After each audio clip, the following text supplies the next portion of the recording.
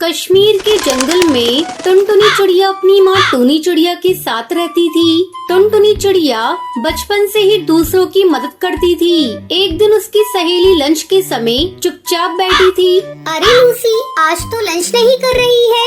लगता है तो टिफिन लाना भूल गई। वो मेरे घर आज आटा खत्म हो गया था, इसलिए माँ ने आज लंच नहीं बनाया।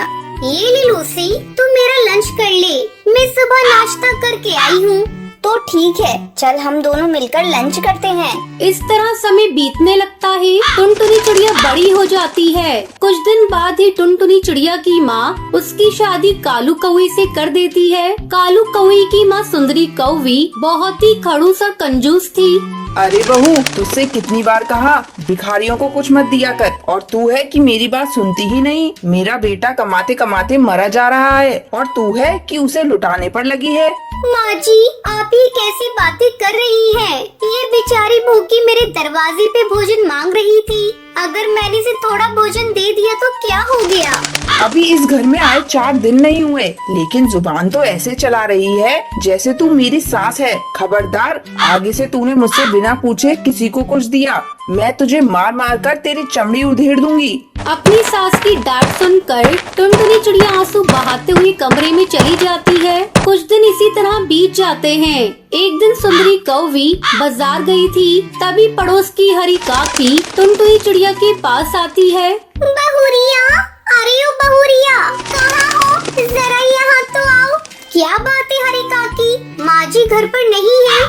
बहुरिया, मुझे तुझसे काम है, थोड़ी मेरी मदद कर दे।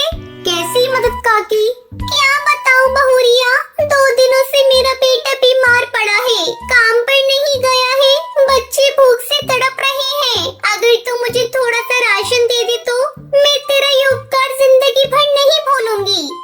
अरे काकी, इसमें उपकार की कौन सी बात है? मैं अभी आपको राशन देती हूँ।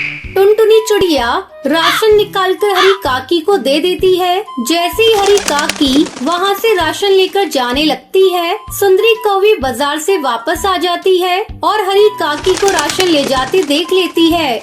बहू, आज तूने फिर से इन भिखारियों को भीख दिया। मेरे मना करने के बाद भी तू नहीं मानती। ठहर जा, मैं अभी तेरा इलाज कर देती हूँ।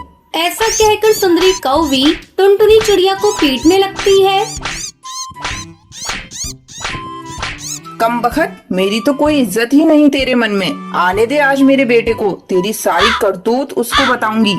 माँ जी, मैंने बचपन से ही जरूरतमंदों की सहायता की है। हरी काकी के बच्चों को अगर मैंने थोड़ा राशन दे दिया तो कौन सा गलत कर दिया? तेरे बाप के घर से आता है राशन तो मंगा ले और बांटती रहे, पर खबरदार मेरे बेटे की कमाई को इन भिखारी पक्षियों पर लुटाया तो।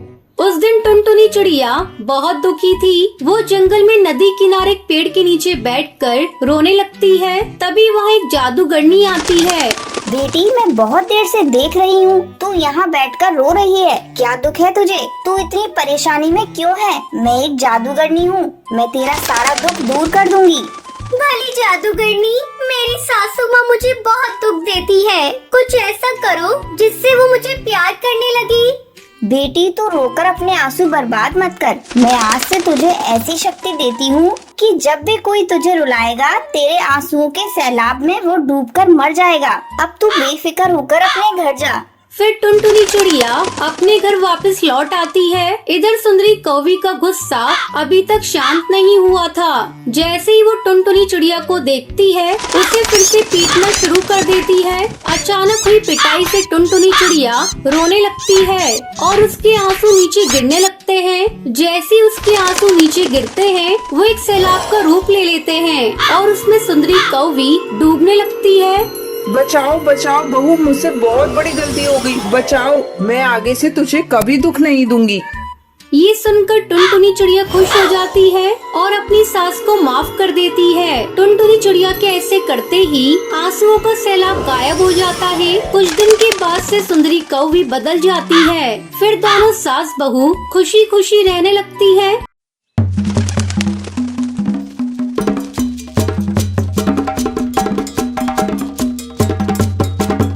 बहुत समय पहले की बात है। चंपकवन जंगल में भूरी नाम की चिड़िया रहा करती थी। उसके माँ बाप उससे बहुत नफरत किया करते थे क्योंकि वो काली थी। एक सुबह भूरी, तू मेरे सामने सुबह सुबह मत आया कर, बिल्कुल चुड़ैल लगती है। कम वक्त पूरा दिन मेरा खराब कर देती है। माँ, मुझे जोरों की भूख लगी है, इसलिए मैं किचन में आई हूँ। चल भाग यहाँ से अपने घोंसले में। जिस खाने पर तेरी नजर जाएगी वो सब राख हो जाएगा। जब सभी लोग खा लेंगे तब मैं तुझे बुला लूंगी। माँ, तुम मुझे इतना डांटती रहती हो और पिंकी को तो बहुत प्यार करती हो।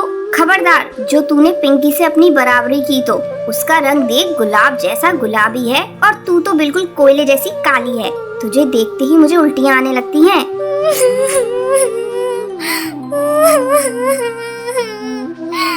अपनी माँ की कड़वी बातें सुनकर भूरी रोती रोती अपने घोंसले में चली जाती है। जब सभी परिवार के पक्षी खाना खा लेते हैं तब उसकी माँ उसे बुलाती है। अरे करमजली, आकर खा ले और उसके बाद सारे बर्तन धो देना। ठीक है माँ। जब भूरी खाना खाने आती है, ये क्या माँ, ये तो सूखी रोटी है, इसके साथ तो सब्जी भी नहीं है। यही बचा है खाने को, तुझे खाना है तो खा, नहीं तो भूखी मर। किसी तरह भूरी सूखी रोटी खाती है। एक दिन भूरी के पिता जंगल में काम पर जा रहे होते हैं। तब भूरी आकर अपने पिता से कहती है, पापा, मेरी सैंडल टूट गई है, मेरे लिए नई सैंडल ला दो ना। अरे भाग्यवान, कहाँ हो तुम? जल्दी हटाओ इस काली लड़की को मेरे आंखों के सामने से। सुबह सुबह इसका चेहरा देख लिया, अब पता नहीं मेरा आज का दिन कैसा गुजरेगा। अरे करमजली, तुझे कितनी बार कहा सुबह सुबह अपने घोंसले से मत निकला कर, लेकिन तू है कि मानती ही नहीं।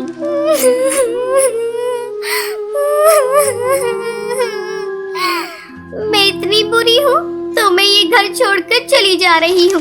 हाँ हाँ, चली जा, तेरे चले जाने से यहाँ किसी को फर्क नहीं पड़ेगा। कम से कम तुझसे पीछा तो छूट जाएगा। माँ, मैं भी तुम्हारी बेटी हूँ, तुम इस तरह मेरे साथ क्यों बर्ताव कर रही हो? देखना, एक दिन तुम्हें इसी बेटी पर गर्व होगा। इतना कहकर भूरी घर छोड़कर चली जाती है। भूरी भटकती भटकती पास के एक जंगल में पहुंचती है। धूप के कारण उसके नंगे पैर में छाले पड़ जाते हैं।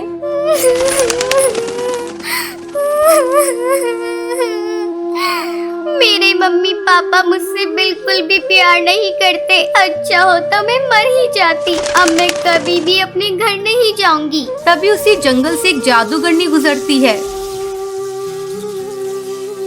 जब वो भूरी को जंगल में अकेली देखती है तो वो उससे पूछती है, बेटी, तुम इस घने जंगल में बैठी क्यों रो रही हो? मुझे बताओ, तुम्हें क्या तकलीफ है? शायद मैं तुम्हारी मदद कर सकूं।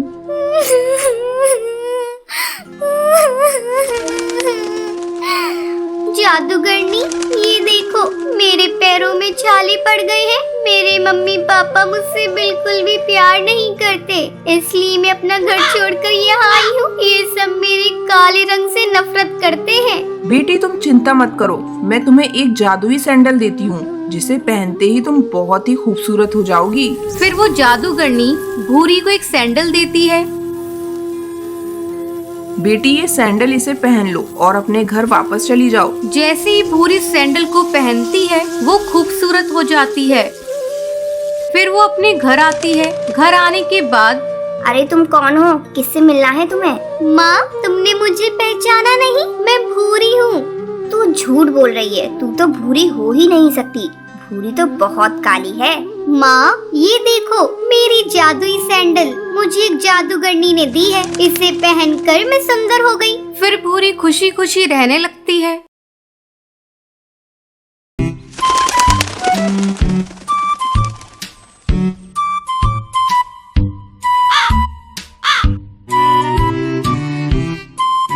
एक जंगल में कल्लू नाम का एक हलवाई था। वो बहुत ही लालची था। वो कद में जितना छोटा था, शरीर से उतना ही मोटा था। उसकी तोंद बड़े मटके के आकार की थी। उसकी मिठाई की दुकान बहुत मशहूर थी। वो मिठाई बेचकर खूब पैसे कमाता था, लेकिन अपने लालची स्वभाव के कारण वो मिठाई में बहुत मिलावट करता था। मिलावटी मिठाई के दाम भी ऊंचे रखता था और किसी भी ग्राहक से ज्यादा पैसे वसूल वसूलने की कोशिश करता था। वो लालची होने के साथ साथ बहुत मीठी मीठी बातें करके पक्षियों को उल्लू बनाता था। एक दिन कुछ मिठाई लेने के लिए ग्राहक उसकी दुकान पर आए।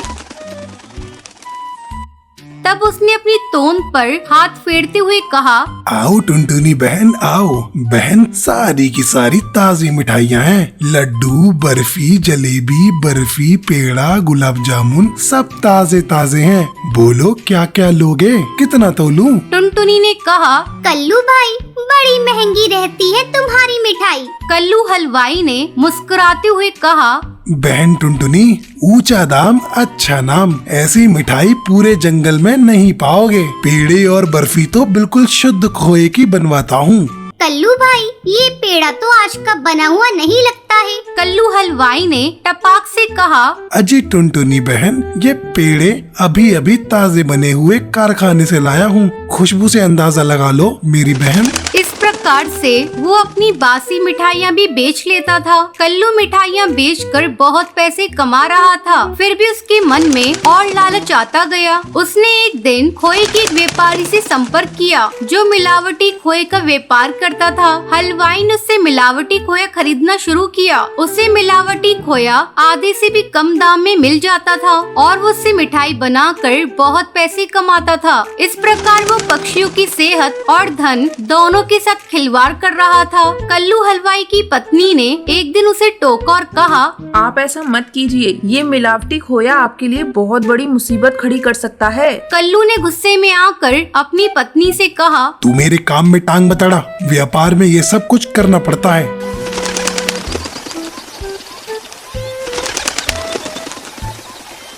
एक दिन बहुत सारे ग्राहकों ने कल्लू की दुकान से बहुत सारी मिठाइयाँ खरीदी।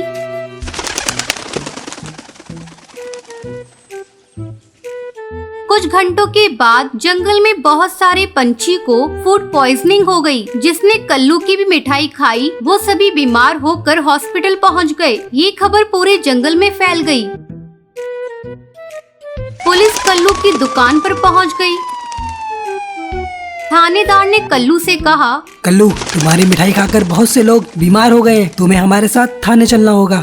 मेरी मिठाइयों में कोई दोष नहीं है। गर्मी बहुत पड़ रही है, जंगल का मौसम खराब है। आप मेरी मिठाई खा के तो देखिए। कल्लू धीरे से बुदबुदाया। आप कहें तो घर के लिए 2-4 किलो तोल दूं? थानेदार ने अपने सिपाहियों से कहा, मिठाइयों के सैंपल लो, जांच के लिए भेजना है और कालू को थाने ले चलो। कल्लू गिड़गिड़ाता रहा लेकिन उसकी एक न चली। उसके लालच ने उसे सलाखों के पीछे भेज दिया। जैसी करनी वैसी भरनी। लालच बुरी बला है।